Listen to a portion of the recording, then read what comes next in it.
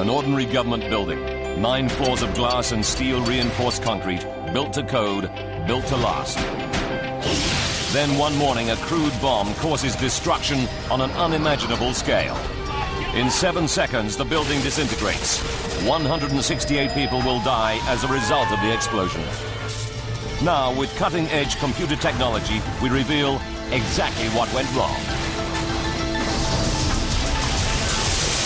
Disasters don't just happen.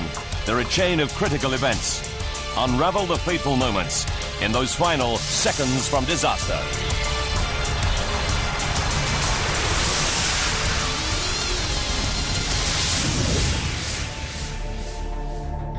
The United States, Midwest, Kansas. April 18, 1995. 4:30 in the morning. A truck pulls out of a motel in Kansas. 3 hours later, it drives off the road and parks beside a lake. The driver is on a mission against the American government. He fills 13 208-liter barrels with a deadly combination of chemicals.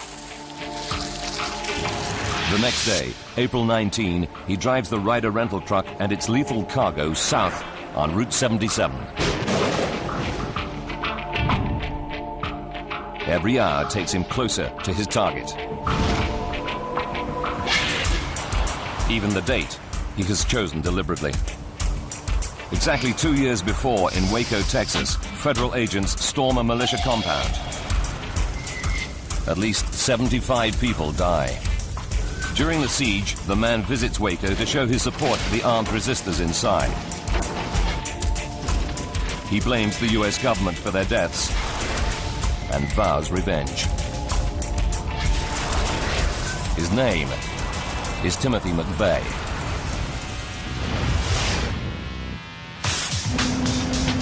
Oklahoma. It's the start of a bright and sunny day.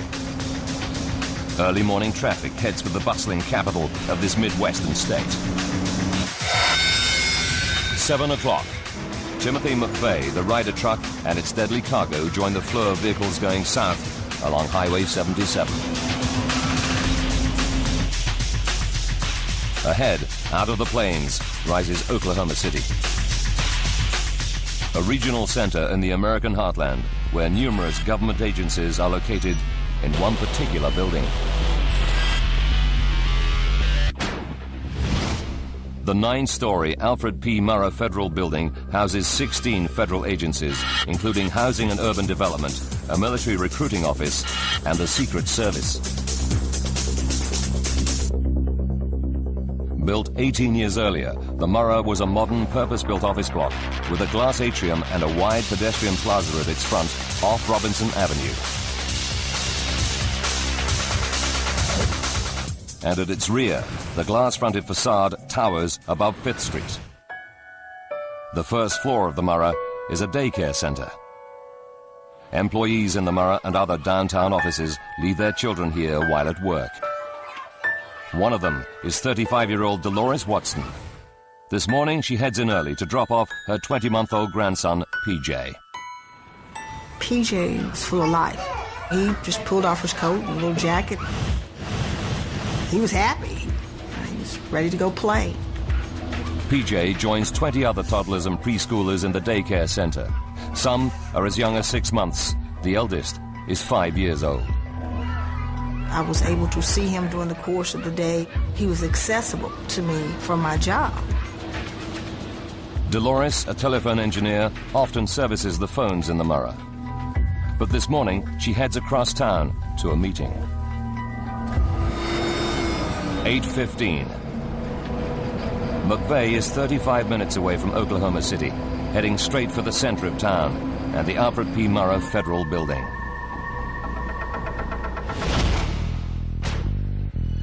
On the second floor, 59-year-old Florence Rogers is in charge of the Federal Employees Credit Union. She's looking forward to seeing colleagues as it's her first day back from vacation. I was anxious to get to work because I had scheduled a meeting with some of my upper management people I was very excited to show my cruise pictures, anxious to get my day started and to take care of business. 8:53. Timothy McVeigh is in rush hour traffic that fills the downtown streets. 4 months earlier, he checked out the Murrah and selected it as his target. His plan is to park the truck filled with explosives right beside it. 8:55. The Social Security office is on the ground floor of the Murrah. Inside, 20-year-old Dana Bradley, her children, mother and sister, join the waiting line.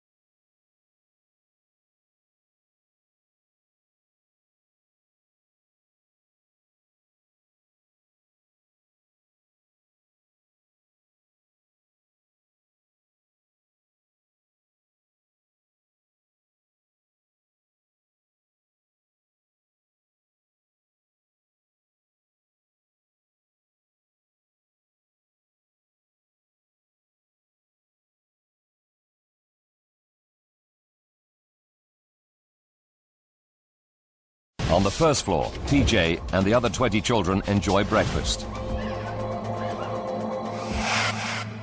And on the ground floor, Dana is still watching the truck. The driver gets out, goes to the back, and walks past our window. 9:01 and 30 seconds. McVeigh walks away. There are now 361 people inside the Murrah building. The fuse has just 43 seconds before it explodes the bomb. Timothy McVeigh parks a Ryder truck packed with explosives outside the Murrah Federal Building in Oklahoma City. Now, using advanced computer technology, we'll discover what really happens when the bomb explodes. 9:02. The fuse has just 30 seconds to burn. 361 people are in the Murrah building.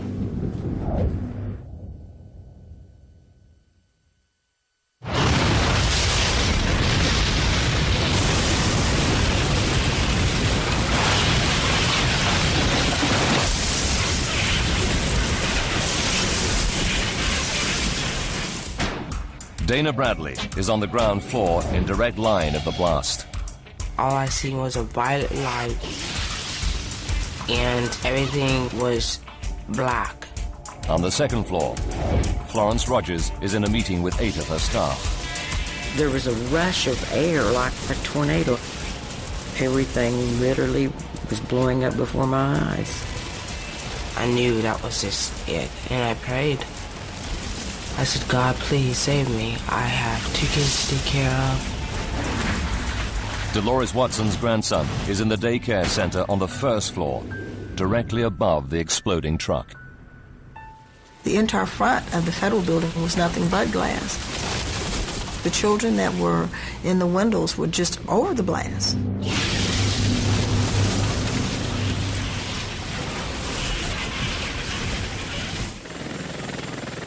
It takes 7 seconds for the 9-story building to collapse in ruins.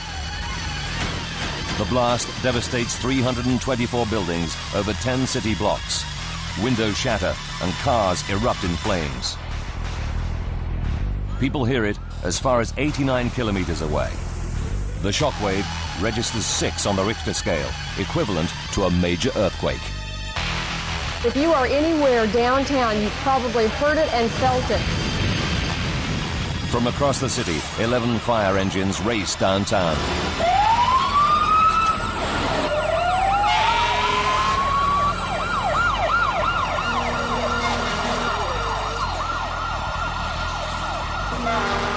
Firefighter Chris Fields is one of the first on the scene.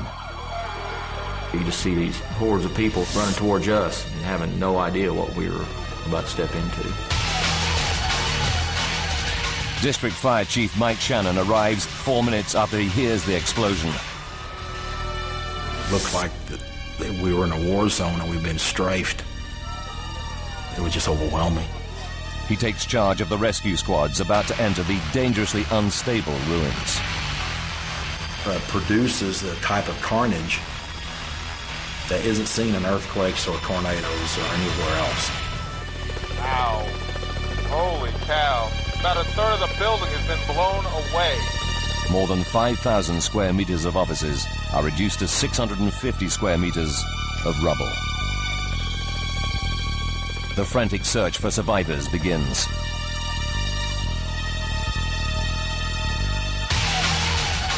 On the remains of the second floor, Credit Union Chief Florence Rogers stares into a gaping hole. I started wondering about the staff in the room with me. They were gone. In a swish. Florence is helped down to the pedestrian plaza just below her second floor window. It took a few minutes after I was even out of there to realize that they hadn't run away. They hadn't left my office. They had literally been taken away by all the floors on top of them. But why does Florence survive when all 8 of her colleagues vanish under the rubble? The answer will provide a crucial lead to investigators trying to unravel the disaster. Florence goes into shock. News cameras catch her wandering nearby, wrapped in a blanket.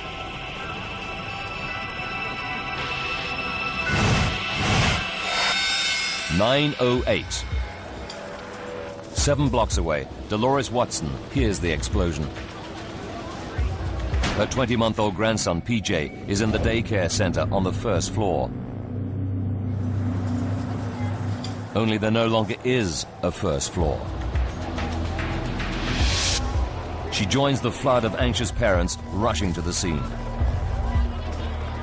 In my mind, I was thinking, is this real? I know it was real. I'm looking at it, but a big part of me was wanting to say, this is not really happening. Rescuers claw through the tons of mangled steel and rubble, desperately searching for any sign of life in the debris. Even seasoned fireman Mike Shannon is shocked by the scene of devastation. You're trying not to be emotional, and you're trying to think logical, but your mind keeps going back to what you're expecting to find.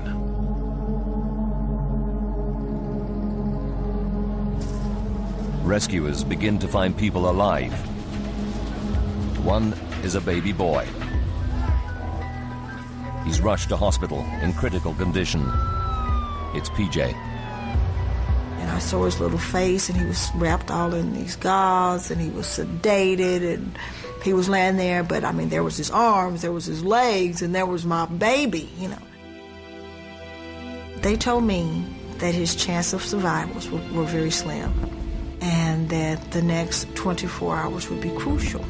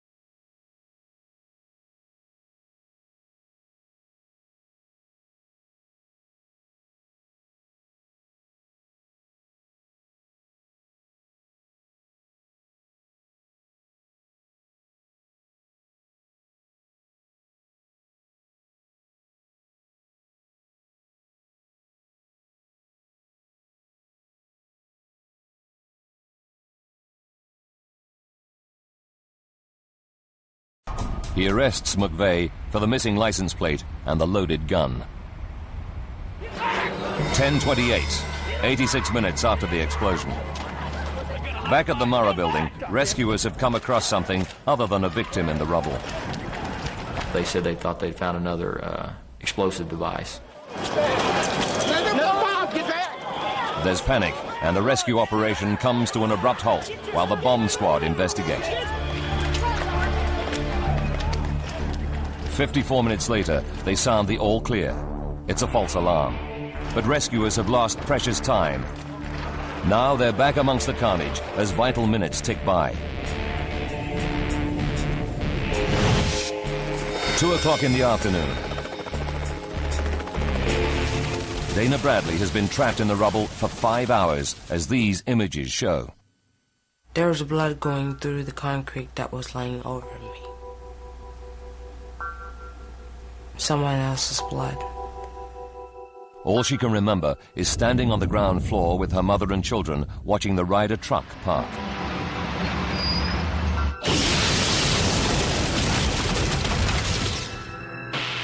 Dana has been found hours earlier but can't be moved. Her leg is trapped under a massive concrete floor. If they're to save her, the rescuers have only one option. And they said, the only way we're going to be able to get you out of here is to cut your leg off.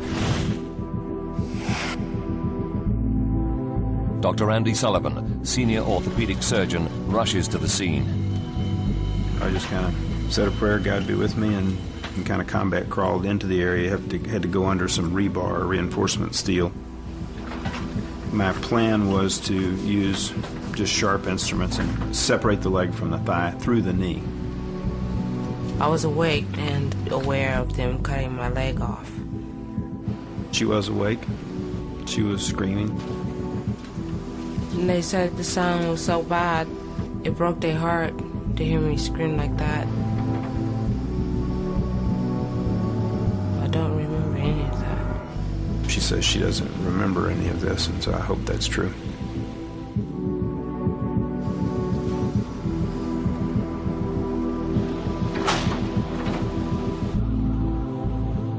It takes 11 hours to recover all the survivors. 168 people have died as a result of the explosion, including 19 children, all under the age of 5. A photo of a baby being carried from the rubble comes to symbolize the tragedy. It's taken only seconds after she's handed to fireman Chris Fields. And I was just standing there looking down at her and just thinking, you know, that knowing this is somebody's baby. She had an open wound to her skull, and I pretty well knew at that time that she had already passed. The explosion and collapse of the building takes everyone by surprise. Oklahoma City had never suffered such a catastrophic disaster until this moment. But it takes just 7 seconds for the 9-story building to collapse. Using the investigators' data, we can piece together the deadly chain of events to find out what really caused this terrible tragedy. State-of-the-art computer graphics will take you where no camera can go, into the heart of the disaster zone. It's obvious from the scale of devastation that this is not an accident, but the result of a bomb explosion. What kind of bomb could cause such devastation? Investigators start by looking for any evidence left behind. A giant crater in the road in front of the Murrah building indicates the center of the explosion.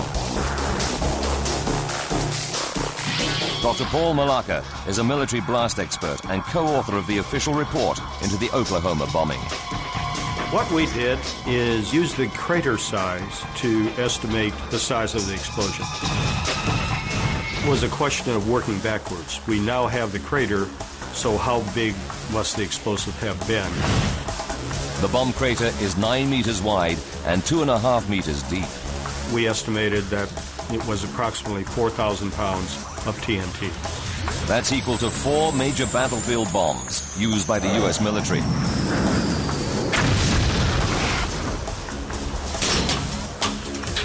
Eyewitness accounts place the Ryder truck at the heart of the crater. It's clear to investigators the bomb must have been inside. To demonstrate what happens, a truck is filled with just half the amount of explosives that detonated outside the Murrah building that morning.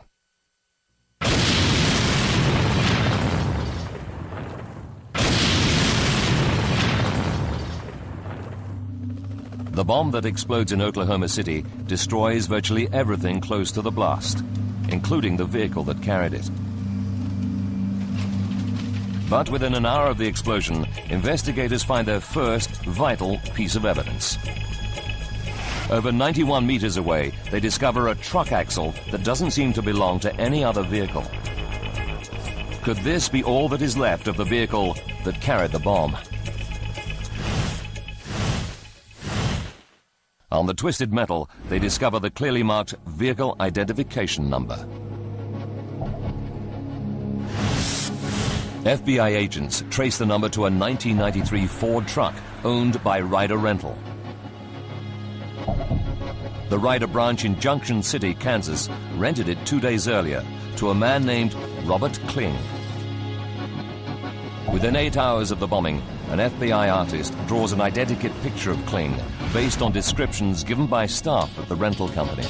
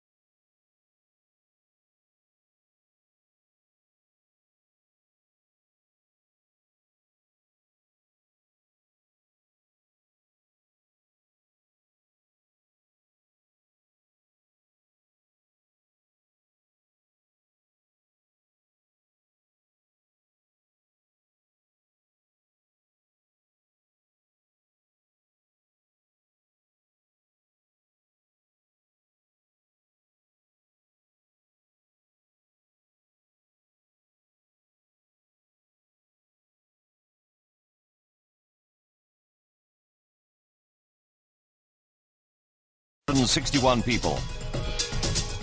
It's not just a great human tragedy, but a devastating blow to national security.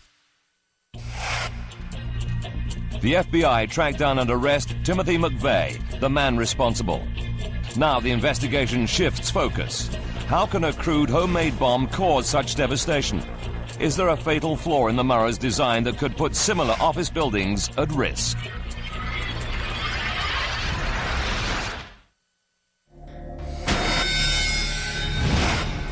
The architecturally acclaimed Murrah building is in fact extremely well designed.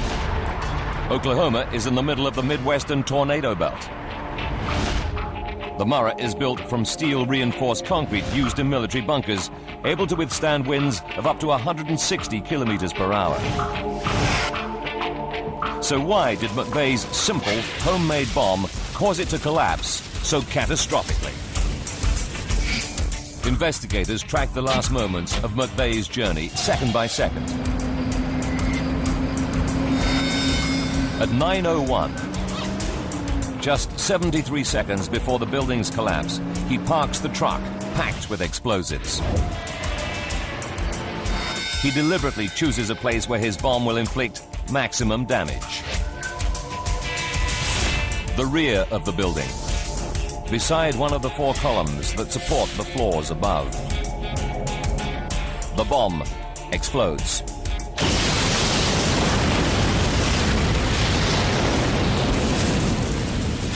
In just 7 seconds, the Murrah is reduced to rubble. What happens during those 7 seconds now becomes the focus of the inquiry. The ruins of the building hold the vital clues that will provide answers. Dr. John Osteras is a renowned structural engineer who analyzes how buildings collapse. Part of my expertise is being able to read buildings. I can form sort of a three-dimensional mental image of what's going on. It would tell me how the building had responded. You see the patterns of how beams and columns broke apart. For Dr. Osteras, the broken floors and twisted columns are key pointers in working out exactly how the building reacts following the bomb blast. This film of a military test shows what happens during an explosion. The first stage is the bomb's lightning-fast blast wave. As the bomb's energy is released, it compresses air particles in its path to create a shock wave. This compressed air travels faster than the speed of sound, sweeping away everything in its path. The blast wave goes through the building in a blink of an eye. So we can break it down into what happens millisecond by millisecond. A millisecond is 1,000th of a second, about the time it takes for a person to blink twice, or a bullet fired from a gun to travel 1 meter. So to understand how the catastrophe unfolds, we'll use unique computer simulations to slow down the chain of events. Millisecond by millisecond, we'll see how the blast wave cuts through the building to answer the tragic question of why so many died. 7 seconds before collapse, the bomb explodes. In the first millisecond, 1,000th of a second, the shock wave covers 4.75 meters, traveling at 5 kilometers per second, and hits the closest part of the building, the column McVeigh parked next to. Engineers call this column G20. The blast wave hits G20 with immense power. Dr. Malaka is an explosives expert. Researching his report into the bombing, he conducts scale model blast tests on concrete columns with the same dimensions and properties as G20. As the air blast expands violently, it exerts this enormous pressure on anything in its path. Dr. Malaka calculates that the shock wave hits the pillar with a force of more than 350 kilograms per square centimeter, destroying it. To put that in perspective, a 100-mile-an-hour hurricane wind is much less than 1 pound per square inch, so these blast pressures were enormous. Dr. Malaka and his colleagues feed their test data into the $100 million supercomputer of the U.S. Army Corps of Engineers. This helps them visualize a blast wave as it penetrates a building like the Murrah. They discover that 1 millisecond after destroying G20, the blast wave hits the glass-covered rear of the building. The facade of the building provided almost no resistance to the air blast. Military high-speed film shows what it's like when a blast wave hits a wall of glass. The windows are turned into a hailstorm of deadly shards.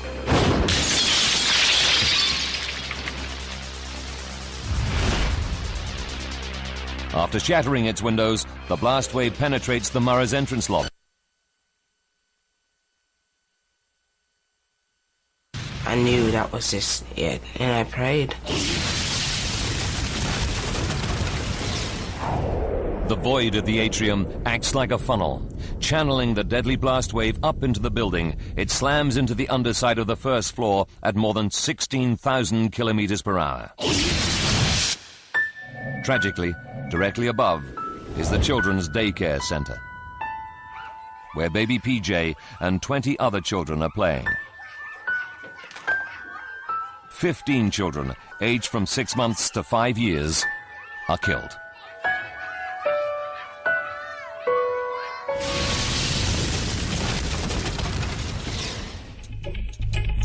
After 8 milliseconds, the blast wave reaches the second floor, where Florence Rogers is holding a meeting.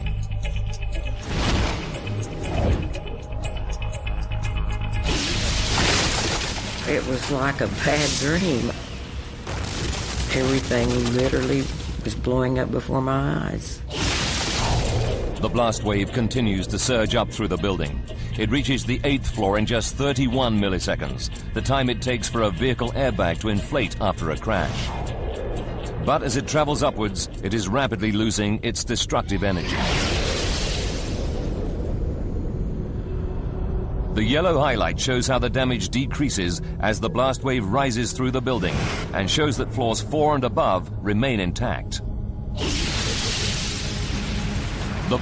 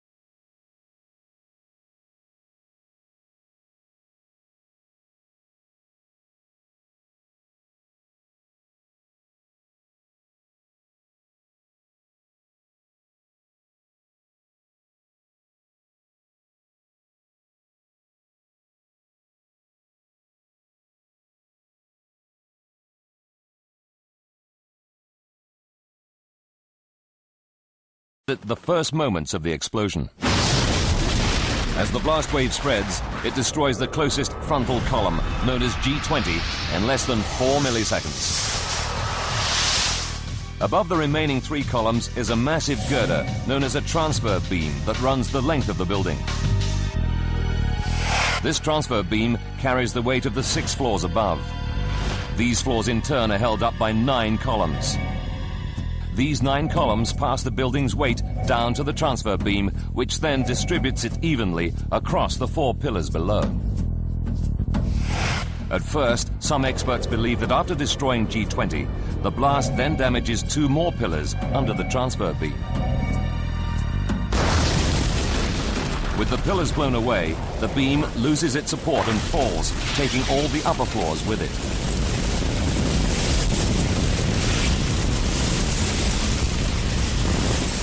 But the position of the transfer beam in the rubble doesn't support this theory. It hasn't fallen straight down as it would if the columns had collapsed beneath it. Instead, the transfer beam is discovered lying inside the building, suggesting it's been pulled inwards. It was in the debris pile behind the columns, so it was supported on this column, and it was found in the debris pile behind the column. For Dr. Osteras and his colleagues, the location of the collapsed transfer beam provides the vital clue. They can now piece together what happens in those crucial 7 seconds after the explosion.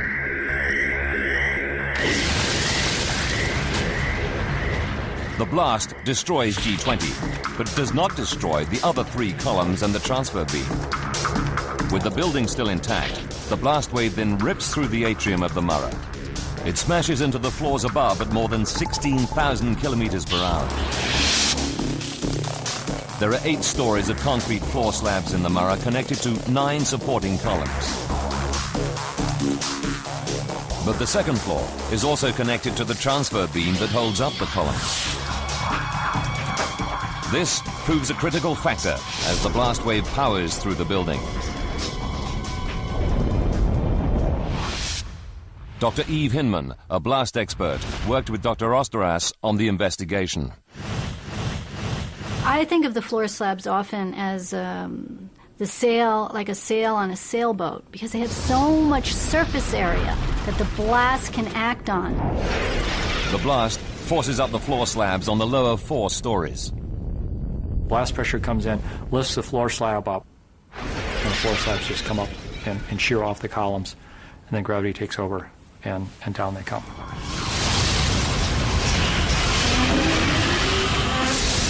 And so within milliseconds, we got collapse of floor slabs on the 2nd through 5th floor. About 100 milliseconds after the explosion, the time it takes for the human brain to recognize an image, the 3rd and 4th floors collapse onto the 2nd, which is still attached to the transfer beam.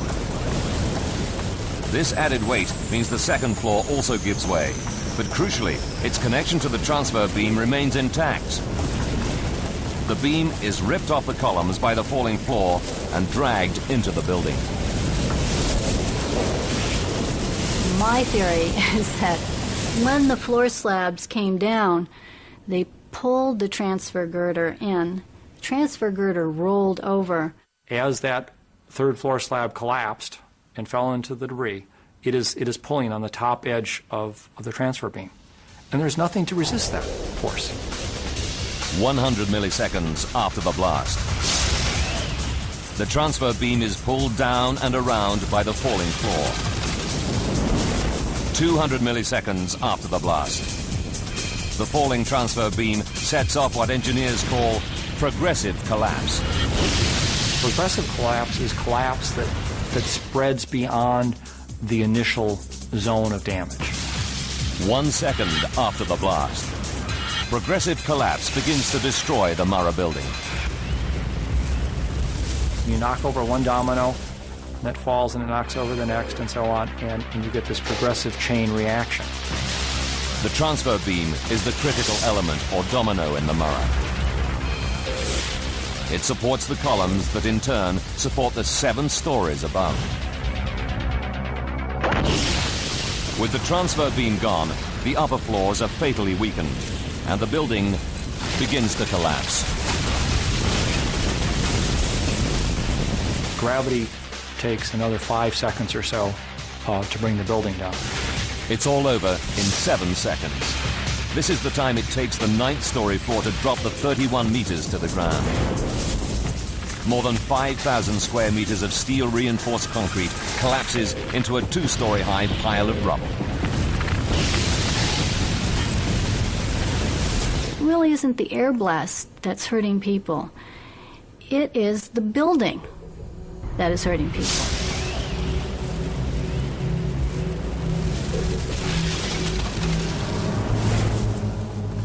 Among those killed by the collapsing building are Florence Rogers' 8 employees who are with her on the 2nd floor.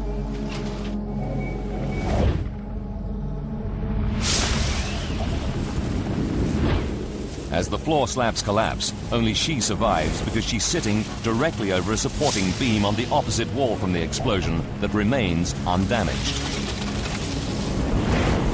I didn't realize what a small little portion of my floor didn't break away. Someone said there was only about 18 inches left that didn't break away. Engineers now know why McVeigh's crude bomb causes such devastation. But was it inevitable? Today, there's an awful realization that an extra $100,000 spent on the construction of the building could have prevented its collapse.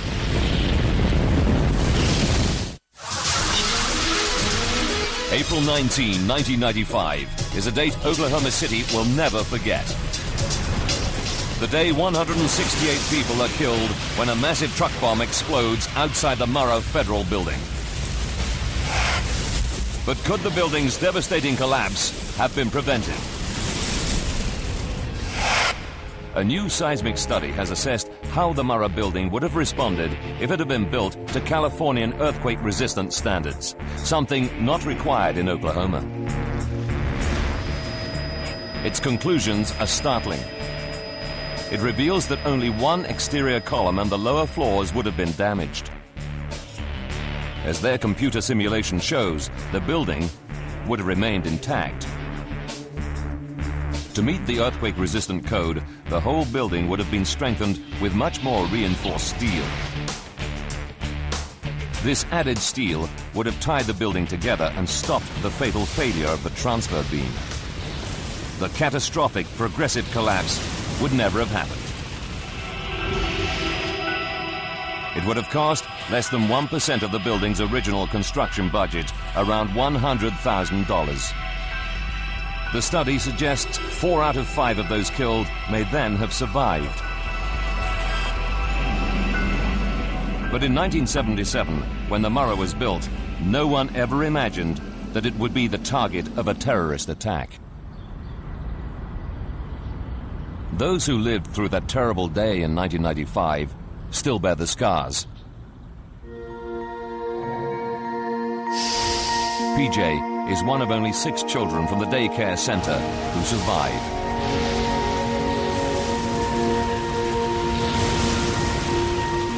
His grandmother, Dolores Watson, mounted a tense vigil beside baby PJ's incubator. For 9 years, he's lived with a tracheotomy tube down his throat to help him breathe. It was only removed in 2003. I made the statement once that when the trach was out, that PJ and I would be able to move from April 19th to April 20th. But each day when this child looks in the mirror, the scars are still there. As their second-floor office fell to the ground, Florence Rogers lost 18 of her 33 colleagues at the credit union. Nothing has ever been the same, or ever will be the same. It literally changes your life forever. She recruited new staff and re-established the company. Then she retired.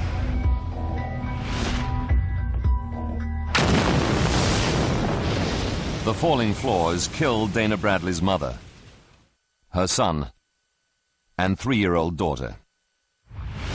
Dana survived the emergency amputation of her leg. Months of treatment followed, but Dana has achieved a miraculous recovery.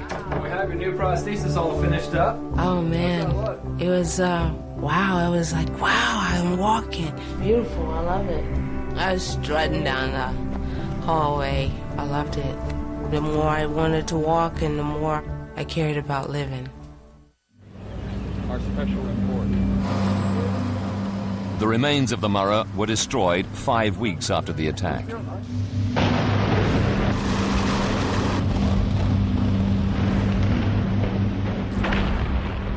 Five years later, the site opens as a national memorial to remember the 168 lives lost that day.